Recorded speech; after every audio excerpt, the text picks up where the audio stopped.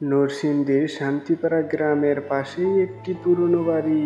ওই বাড়ির টিনের ছাদে এখন শুধু বাদুড় আর ধুলোবালুই বাস করে। ওইখানকার লোকজন বলে 10 বছর আগেও ওই বাড়িতে একটি মেয়ের মৃত্যু হয়েছিল। ওই মৃত্যুটাকে কেউ বলে আত্মহত্যা, কেউ বলে অভিশাপ। ওই গ্রামের কেউই রাতে ওই পথে যায় না, কিন্তু সুমন এক কলেজ পড়ুয়া ছেলে এসব ভূতের গল্পে বিশ্বাস করতো না। সেই ছেলেটা প্রতিদিন রাতে প্রাইভেট পড়িয়ে বাড়ি ফিরে। তারপর ওই ছেলেটা একদিন সাহস করে ঠিক করলো, আজ যেভাবেই হোক ওই পুরনো বাড়ির পাশ দিয়েই আমি বাড়ি যাব। রাত তখন 10:30, রাস্তাও ফাঁকা, বাতাসে পাতার খসখস শব্দ। ওই ছেলেটা হাঁটছে, মাথায় ঘাম ঠান্ডা হাওয়ায় জমে যাচ্ছে।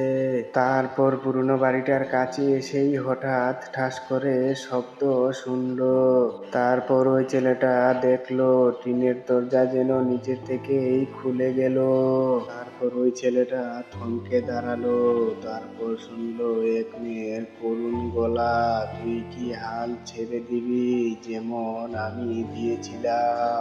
ওই মেয়ের গলার সুরটা এতটাই বাস্তব যেন কেউ একদম পাশেই কথা বলছে।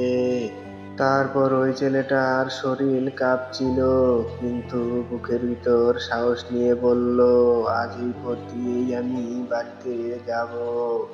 এবং ছেলেটি বাড়িতে যাওয়ার সময় ওই মেয়েটাকে দেখে অজ্ঞান হয়ে বিলের ধারে পড়ে রইল।